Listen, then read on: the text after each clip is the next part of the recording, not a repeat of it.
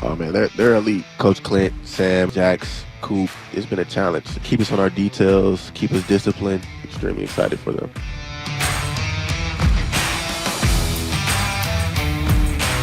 Mr. Bryant, how are you on this Monday morning, man? Did you enjoy the day off yesterday? Indeed, I did. I'm good though. Got some rest. That's all I did, honestly. Sure. Coby, normally what we do here when we ask questions is we prioritize the most important ones. I'm not going to do that. I'm going to ask probably the least important question that I have, but it's the one I'm most interested in. Yeah. So every day we're out there, right, covering practice, and I'm wearing what I wear, shorts and a polo shirt, and I'm usually sweating out there just watching you guys. For sure. I look over at you, Yeah. in 80-degree weather, you're always wearing long sleeves, and you're wearing sweatpants. Yeah. Everybody else is, sleeveless and got the shorts on. What's up with the wardrobe? It's kind of back to, the conversation we just had as far as I'm used to humidity being in Ohio, so the hot weather. And it's kind of almost going back to like Muhammad Ali when he used to train back in the day, like getting yourself in shape.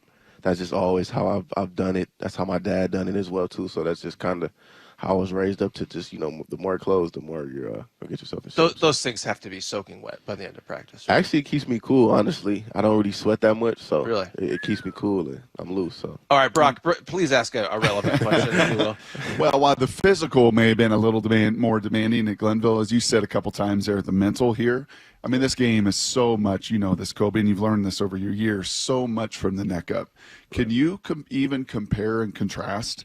Let's take you back to Glenville High School. Let's take you back to defensive install, right? And the number of defenses and what you guys did at the high school level compared to what you do now at this level. Can you compare and contrast those two at all?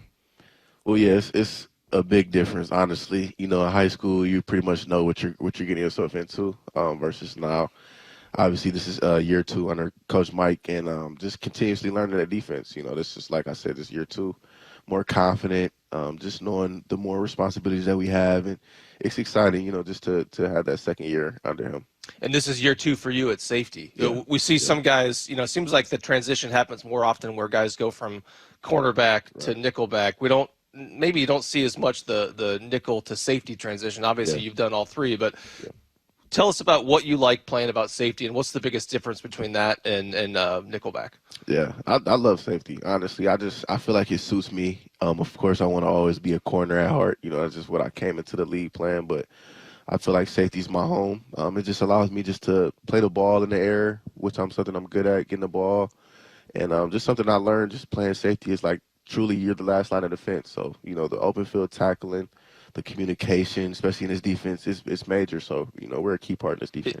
And remind us of the origin story of that. I know your second year, obviously your first 2 years, you were still playing nickel. Is that right? And then your third year, can you remind us how that all started and what the conversation was like and maybe what your initial reaction was to that? Yeah, so I obviously got drafted playing corner. So me and Tariq were playing corner at the time. And then Coach Pete would just tell me that he wanted me to, learn nickel.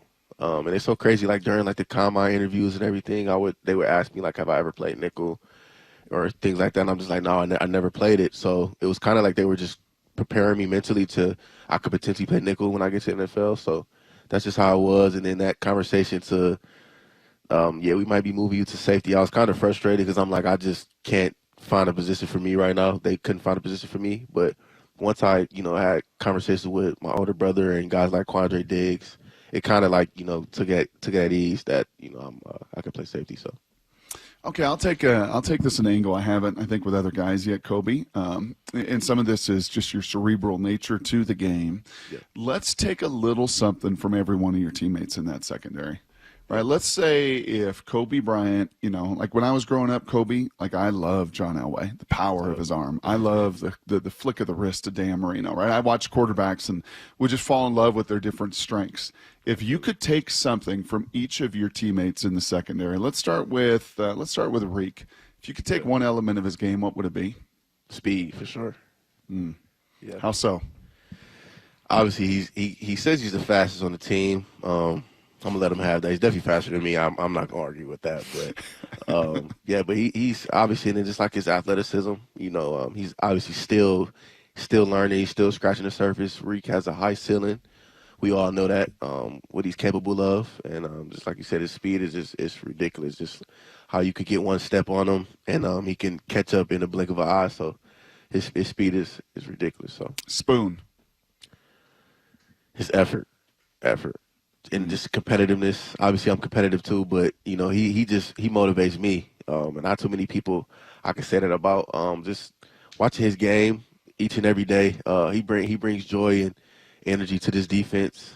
It's exciting to be out there with him. Julian. I would say the cerebral part as well too. That was a little harder, right? Because I think from afar, and maybe tell me if I'm wrong or not, and Brady, but from afar, it feels like you two are almost interchangeable. Yeah. You both have moved around in your career. He was a corner at Notre Dame, right? He's made the same transition. Yeah. Is there something to maybe your two skill sets are fairly similar? Yeah, absolutely. I definitely can agree with that. We have a lot of similarities. Same mindset. We complement each other well back there. Honestly, it's fun playing with Julian, and just for him to vouch for me last year to get on the field shows a lot about him and his character, and that's my guy. So I'll go to war with him every day. So. And then lastly, this rookie, what is his name? E-Man Ward. E-Man, yeah. I would say his size, man. He's a big dude. He's a big dude, and just seeing him, just the plays that he's made. These last couple of weeks, it's been exciting. We would have conversations just to tell him, just play your game, have fun, go out there and compete, and that's what he's been doing. He's been doing a great job. And I'm interested in following up on what you said about Julian Love kind of vouching for you. Was that before you entered the starting lineup? I think it was that Week 7 game against Atlanta. Yeah. You were playing some on defense in certain packages, right? So he was in your corner, kind of going to bat for you. Yeah. So we would have like little side conversations. He would just be telling me just keep working. And then, obviously with the depth chart changed, I went in there, he vouched for me, and the rest is history. So I'm appreciative for that. One of the big differences that I've noticed between Pete Carroll training camp practice and a Mike Macdonald training camp practice is the music isn't quite as loud. There's certain times where it is, but for the most part, it's not playing as loud. And the great part about that for us is we can hear things that happen on the field. We can hear coaches coaching. Right. We can also hear Devin Witherspoon being Devin Witherspoon. Sure. I just want to ask you more about that. Yeah. I mean, it seems like he just never stops going. Is he like that behind the scenes in the meeting rooms as well? Yeah, absolutely. Absolutely. Me and him laugh every day. Honestly, our relationship has grew like a lot. That's my guy. Like me and him talk every day. We laugh. We actually have similarities as well too. There's been times in the game where we're on the same page automatically. Just us looking at each other, we already know what we're thinking, and just the energy. Like I said, the energy, the confidence, the swag he brings to the room was definitely much needed, and he's obviously a great player. So. Hey, last couple things here, last minute with Coby Bryant. Appreciate you taking some time here before your Monday starts. If you could just kind of take a look at this offense that you're competing against, it's a little different. Yeah. A little different than a season ago with Grubb and what he wanted to do. From your optics, from your eyes, how would you define what you're playing against now? Oh man, they're elite. And I'm not just saying that just because, but Coach Klint, Sam, and those guys, Jax, Coop, K9, they all challenge us each and every day. It's been a challenge just to keep us on our details, keep us disciplined, make the communications, the adjustments that we need to make, and they've been doing a great job, and I'm extremely excited for them. And last question for me, Coby. What about your side of the ball? You guys return almost everybody on that side of the ball. You made some, I think, potentially very impactful additions into Marcus Lawrence and Eman Ward. You guys ended up the season, I think, in the top 10 in points allowed. What do you feel like in year 2 of this scheme with so many returning players? What do you feel like you guys are capable of? That's always exciting, just to, and then adding those couple guys in, which I know who will make crazy impacts on the defense. But just it's exciting to, just have this defense year 2. And, we're expecting big things, and I know we will do it. You got that fall-away jumper like Kobe? What's your I'm just left-handed, so it might look a little different. But you guys have a lot of lefties. Yeah. Spoon is lefty. Spoon, Your coach is lefty, right? I'm actually ambidextrous. Like I punt with my left, kick the field goal with my right. I write with my right. It's crazy. Yeah. If you had to long snap a ball, because your long snapper right now, I think, is dealing with a back injury. So if you had to step in, what hand I could do that. I guess you're sort of snapping with both. Too. But I could do it with my left. I would say.